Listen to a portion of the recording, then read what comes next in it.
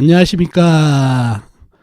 여러분께서 소중하게 올려주신 댓글 중에서 사주 공부에 꼭 필요한 댓글이라든가 아니면 설명이 별도로 필요한 댓글을 골라 방송해 드리는 시간, 댓글을 봐도 사주 공부가 됩니다. 16번째 시간입니다. 이번 주에는 어떤 댓글이 어떤 소중한 댓글이 올라왔는지 여러분과 같이 한번 살펴보도록 하겠습니다. 자, 진실의 눈님께서 올려주신 댓글입니다. 자주 올려주시죠. 항상 관심 감사드립니다. 선생님, 식상이 너무 강한 신양 여자도 자식덕이 약하다는데 맞는가요? 라는 질문입니다. 이 질문을 주신 게 사주 이야기 인수편에서 인수가 강한 여자분은 자식덕이 약하다는 그 얘기가 있는데, 제가 강의를 했는데 그것뿐만 아니라 식상이 너무 강한 신양 여자도 자식덕이 약하다는 얘기를 들었다는 얘기죠. 그게 맞느냐는 질문이죠. 결론적으로 말하면 맞습니다. 일단 인수가 강하면은, 인수는 식상을 치는 오행이죠. 인수가 식상을. 그래서 여자분한테 식상은 자식이니까 인수가 많게 되면 자연 식상을 극하기 때문에 자식운이 약하다는 얘기죠. 그러면 식상이 너무 강한 신약사주, 일단 사주가 강하면은 식상이라는 거는 내 힘을 빼가는 거죠. 내가 주는, 내가 생을 해주는 오행이기 때문에 강한 사주는 내가 배부르기 때문에 이렇게 많이 나눠져도 별 힘이 드는 게 없는데, 약한 사주, 약사주가 식상이 많게 되면은 내가 젖을 줘야 될 자식들이 많은 형상이라는 얘기죠. 여자분한테 식상은 자식이라고 그랬죠. 그래서 내 젖은 적은데 줘야 될 자식들은 많은 형상이다 보니까 내가 기진맥지이다 보니까 이 자식이 부담이 된다는 얘기예요. 부담. 그래서 내 약한 내 힘을 갖다가 빼가 버리니까 내 자신이 부담이 되기 때문에 자식이 부담이다. 그래서 자식덕이 약하다는 얘기죠. 그래서 이렇게 약한 사주에 식상이 강하면은 자식덕도 약하고 또 유산이라든가 아니면은 병약한 자식을 둘 수 있는 그런 사주가 된다는 얘기죠. 그래서 약한 사주에 식상이 강한 사주도 자식덕이 없다는 거 아시면 좋겠습니다. 아셨죠? 자, 애연자님께서 올려주신 댓글입니다. 이 댓글은 제가 올린 실전사주 66번째 때론 남자도 식상을 자식운으로 봅니다 라는 동영상을 보시고 올려주신 댓글입니다. 솔직히 공감하기 어려운 말씀입니다. 관이 없으면 기본적으로 자식운이 약한 것이지 어떻게 관을 극하는 식상을 자식운으로 볼 수 있습니까? 자꾸 외열을 만들면 이론의 타당성이 줄어듭니다. 위의 경우에는 관이 없는 데다가 식상마저 강하니 자식운이 지극히 약한 거 아닙니까? 라는 의견을 주셨네요. 그러면 답변을 드리도록 하겠습니다. 자, 이 사주가 댓글 올려주신 예언자님께서 의견 주셨던 사주죠. 무토, 큰 흙이 관이 나무죠. 나무가 이분이 남자분이신데 자식이란 얘기죠. 근데 무관사주란 얘기죠. 무관사주는 저는 이 무관사주일 때는 식상도 자식으로 본다고 말씀을 드렸더니 이 일을 다 하셨던 사주팔자가 되겠습니다. 여자분은 식상을 자식으로 본다는 얘기죠. 왜? 여자분이 자식을 키우고 젖을 먹여서 키우기 때문에 내가 생해주는 오행이니까 식상, 자식으로 본다는 얘기죠. 남자는 관, 내가 엇나가고 직장을 때려치고 싶어도 자식이 왼수라 자식 먹여 살려야 되기 때문에 못 그만두고 그만큼 내가 자식 때문에 통제가 된다는 얘기죠. 자식이기는 부모 없다 그래서 남자는 자식 때문에 하고자 하는 일을 못하고 통제를 당한다고 해서 관을 자식으로 본다는 얘기죠. 이게 관이 남자한테는 자식이 된 이유가 됐다는 얘기고, 여자가 식상이 자식이 된 이유가 되겠죠. 자, 근데 역학이 사주학은 아주 오래된 학문입니다. 이러한 학문을 시대의 흐름에 따라서 발전시키지 않고 옛날 그대로 적용시키면은 발전도 없고 맞지도 않는다는 얘기죠. 현대에 적용하면은.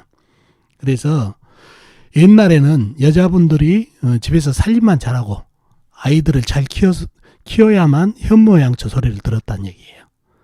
또 여자분이 아이들을 거의 양육을 도맡아서 하던 시대였다는 얘기죠.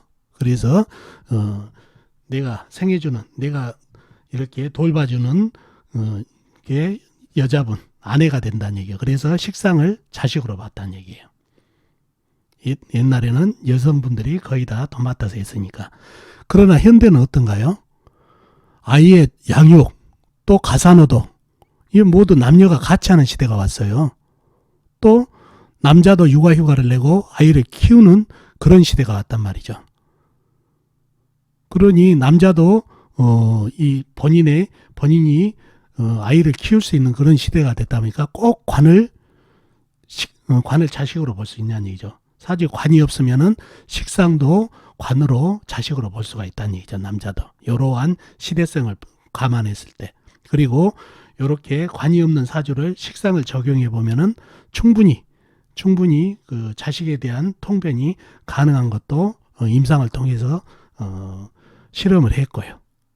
그래서 사주 공부도 시대성에 맞춰서 발전시켜야 된다는 얘기죠.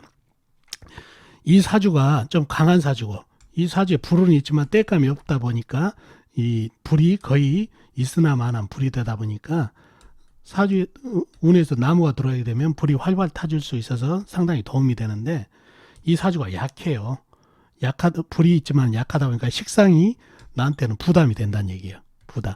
여자 사주에서도 마찬가지 본인이 약하고 식상이 강하게 되면은 바로 자식운이 약하다고 본다는 얘기죠. 남자도 마찬가지다는 얘기죠. 식상을 자식으로 봤을 때 본인이 강하면서 식상이 강하면은 이 자식덕이 좋은데, 이렇게 사주가 약하면서 식상이 강해 버리면 내 힘을 계속해서 약한 내 힘을 갖다 계속해서 빼내면 본인이 부담이 된다는 얘기죠. 그래서 자식운이 약하다고 보는 겁니다. 그래서 시대성에 맞게끔 꼭 관이 자식이다. 물론 그것도 적용이 되지만 사주에 관이 없다면은 식상을 자식으로 보고 통변해도 상당히 맞는 부분이 많다는 것을 아시면 좋겠습니다. 아셨죠? 그래서 사주도 시대성에 맞춰서 꼭 적용을 해야 된다는 말씀 드립니다. 자, IJ리님께서 올려주신 댓글입니다. 자주 올려주신 분이죠. 감사드리고요. 이 댓글은 운명, 감출 수 없는 운명 17번째 무술년 큰 손재수가 온 남자분 사주를 보시고 동영상을 보시고 올려주신 댓글입니다. 좋은 강의 감사합니다.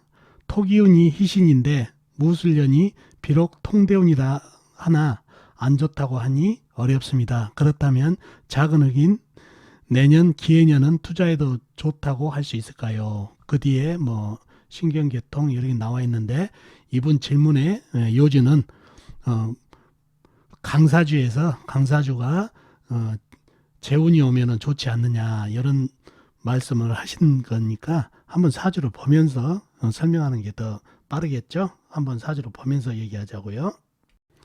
자, 이 사주가 댓글로 올려준 사주입니다. 무술년에 큰 손재수가 온 사주 팔자. 자, 본인이 큰 나무로 태어났는데 사주에 큰 나무가 힘을 보태고, 그 다음에 물기운 자수가 힘을 보태니 상당히 신강한 사주가 됐어요. 나무가 무지하게 강한 사주가 됐죠. 큰 나무 숲을 이루고 있네요. 나머지 관성이나 재성은 힘이 없고, 식상은 인중에 병화가 있지만은 지장간에 들어있다는 얘기죠. 자, 이렇게 신강한 사주가 보통 이론적으로 보면은 이렇게 강한 사주는 억부로 식상이나 힘을 빼주는 이 강한 일간의 힘을 빼주는 식상이나 재성, 관성을 용희신으로 삼는다. 이렇게 이론적으로 배웠죠. 그래서 아이제리님께서도 이 재성이 들어오면 이 나무에 힘을 빼주니까 좋은 운인데 왜 손재수가 되냐 이런 질문이시거든요. 자, 이 사주에 나무 기운이 너무 강해요. 자, 무술이 왔어요. 무술년 올해 이 흙이 태산같이 큰 흙이에요. 지지천간으로 상당히 큰 흙이죠. 오게 되면은 운에서 들어오게 되면은 이 많은 나무들이 달라들어서 목국토를 한다는 얘기예요. 목국토. 그죠? 힘을 물론 내 힘이 빠지겠지만은 이 무술이라는 갖다가 흙을 갖다가 단숨에 이 많은 비겁들이 달라들어서 한 방에 목국토를 해버린다는 얘기죠. 그런데 이 무술이라는 흙이 보통 흙이 아니라 큰 흙이다 보니까 이 흙도 그냥 당하지를 않고 목국토를 하더라도 버틴다는 얘기죠. 그러면 이 전쟁이 된다는 얘기예요. 전쟁. 그리고 군비쟁제의 의미도 있지만은 이 큰 흙이 들어오면서 목국토를 하면서 나무하고 흙하고 전쟁이 이루어져서 좋지가 않아요. 이 보통 이론적으로 나무가 많은데 흙이 들어오게 되면 목국토 하면서 이 힘이 빠지니까 억부로 좋다가 아니라 이 흙하고 전쟁을 하게 된다는 얘기죠. 어진간한 흙이 아니라 엄청나게 큰 흙이라 목국토 하는데도 상당히 시끄러운 사주가 된다는 얘기죠. 그래서 손재로 이어진다는 얘기죠. 자, 예를 들어서 쇠가 들어왔다, 관이 들어왔다. 아까 이론대로 관이 들어오면 어떻게 되나요? 이 나무를 목국토 할 거 아니죠. 금극목 할 거 아니에요? 그러면 이 많은 나무들이 그냥 이 쇠한테 당하냐는 얘기죠. 이 쇠도 만만치 않은 경신이라면 큰 쇠죠. 이 나무가 그냥 당하지 않고 쇠한테 대항을 한다는 얘기죠. 나무 세력이 워낙 강하니까. 이 나무 세력이 약하면은 그냥 당할 수도 있겠지만 나무 세력이 워낙 강하다 보니까 이 쇠하고 전쟁을 이룬다는 얘기예요. 그래서 시끄러운 나무가 되고 또 이 자소를 생해가지고 이 일간을 더 키우는 맛도 있고 그래서 이렇게 전쟁을 하는 운기는 좋지가 않아요. 그래서 이 사주는 불기운이 돌아가지고 자연스럽게 목생화로 이어지면서 설기가 자연스럽게 이루어져야 화평하다는 얘기죠. 전쟁을 안 하고. 그러면서 화생토, 토생금, 금생수로 이어지는 이런 통관도 되고 그래서 이런 운이 가장 좋습니다. 이 사주에 불기운 큰 불이라도 하나 있었으면 문제가 틀려지죠. 흙이 돌아도 목생화가 대기하고 식상이 있으니까 화생토로 이어지는 연결고리가 있기 때문에 불이 있는 거하고는 틀리다는 얘기죠. 그래서 이 사주가 불이 없어서 전쟁을 하는 사주가 됐어요. 하나만 더 보자고요. 사주를. 이 사주 보면은 불기운이 상당히 많죠. 본인이 물로 태어났는데 큰 물, 작은 물, 그 다음에 큰 물, 금생수로 받은 물기운이 상당히 강해요.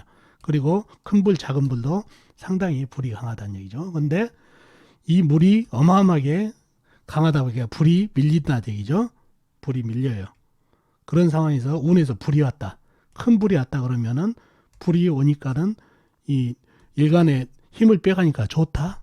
아니죠. 불하고 합세하니까 불하고 물하고 더 전쟁이 일어나니까 시끄럽죠. 그러니까 이 사주는 나무가 와야 돼요. 식상이 와가지고 자연스럽게 많은 물을 갖다가 빼주고 이 나무가 물을 빼주고 나무가 또 땔감이 불의 땔감이 돼주는 통관 역할도 해주고 억부로 이 많은 물을 빼주니까 자연스럽게 간다는 얘기죠. 불이 오게 되면 물하고 불하고 다시 전쟁이 되는 운이라 시끄러운 운이 되고 이런 운기가 재물운이 좋아진다가 아니라 재물손재가 있습니다 하는 운기가 된다는 얘기예요. 그래서 운기를 볼 때는 항상 이렇게 좀 어려운 면이 있으니까 타이트하게 보는 연습을 해야 되고 이렇게 이론적으로 내가 강할 때는 재성이 들어오면 좋다. 내 힘을 빼가니까 이렇게 보지 마시고 식상이 있는지 없는지도 살펴봐야 되고 여러 가지를 감안해서 운을 보셔야 정확하게 본다는 말씀 드립니다. 이해 가셨나 모르겠네요. 자, 이렇게 올라온 댓글에 대해서 설명을 드렸습니다. 어떻습니까? 오늘 댓글에 대한 설명 도움이 되셨나 모르겠습니다. 도움이 되셨으면 좋겠습니다. 다음 시간에 뵙도록 하겠습니다. 안녕히 계세요.